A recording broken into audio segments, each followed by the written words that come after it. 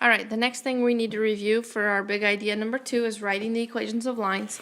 Okay, if you use the NISA reference sheet, it gives you all the different equations. Okay, so the three types of equations of a line would be point slope form, and the formula for that is y minus y1 equals m times x minus x1. Okay, y and x are just y and x in the equation. The x1, y1 is a point, and m is your slope. Okay, standard form is ax plus by equals c, where a, b, and c are integers. Remember, integers means it's a whole number. It can be positive or negative, but it has to be a whole number. Okay, and if you look, x and y are on the same side. And then last but not least, slope-intercept form. This is the one you should be most confident with, and that is y equals mx plus b. Hopefully you know that, where your m is your slope and your b is your y-intercept. Okay, so this one says write the equation of the line given m equals 2 through the point 2, 3. Okay, so they gave us a slope and they gave us a point, so we need to write that, and it might sometimes tell you just to write it in point slope. It might sometimes say standard. It might sometimes say slope intercept. So really you need to know all three, so I'm just going to go over all three. Just make sure you're reading directions so you know what it's asking. Okay, so for this one we have our slope and we have our point already, so we're going to start in the formula y minus y1 equals m times x minus x1. That's point slope. That is on your reference sheet, so you don't have to have that memorized. You just have to understand where to find it. Okay, so we'll work on that. So you have y minus your y1. Remember, y1 would be your 3, x1 would be your 2. Okay, so your y minus y1 would be y minus 3 equals your m, which is 2, times x minus your x1, which is 2. Okay, so that's in point slope form now. So we need to get that to slope intercept form. In other words, we need to solve the equation for y. So we're going to distribute our 2. So you get y minus 3 equals 2x minus 4. Okay, move that 3 over by adding it to the other number. So y equals 2x minus 1. So if you look, this is now slope intercept form. It's in the y equals mx plus b form. And then to get from here to standard form, we need to move the x to the other side.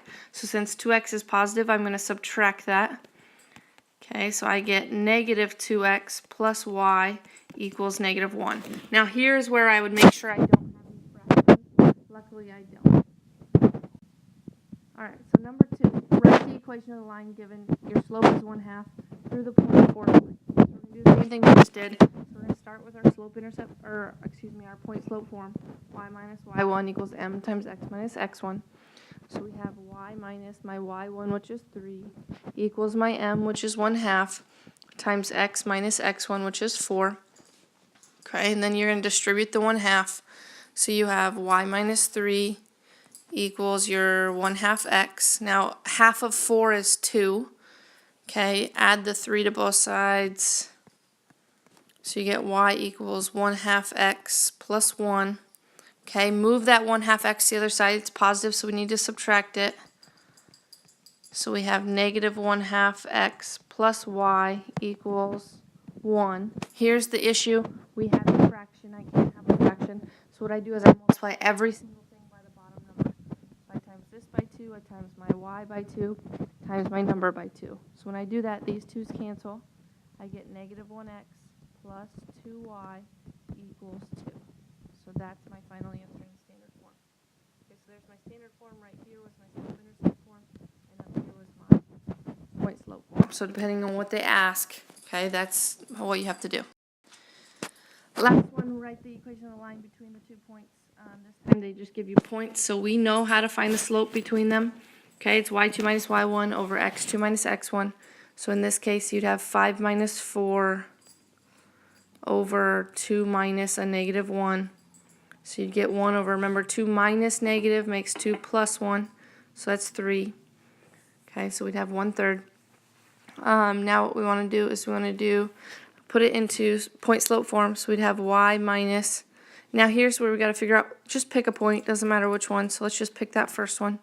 So y minus 4 equals my m, which was 1/3, times x, and then if you look right there, that's a minus 1, so I'm going to change it to plus 1, because minus minus would be plus. Okay, distribute your 1/3, so y minus 4 equals 1/3 x plus 1/3. Okay, add 4, add 4, so you'd have y equals 1/3 x plus 4 plus 1/3. Well, 4 is really 12/3. Okay, so 12/3 plus 1/3 makes 13/3. Alright, subtract that 1/3 x to the other side, so you'd have negative 1/3 x plus y equals 13/3. Okay, and then again we have a fraction, so we need to times every single thing by 3. So times this by 3, the y by 3, the other side by 3. Okay, if it already has that fraction with the 3 on the bottom, the 3's cancel. So you're left with negative 1x plus 3 times y is 3y equals, over here the 3's cancel as well. So all you're left with is 13.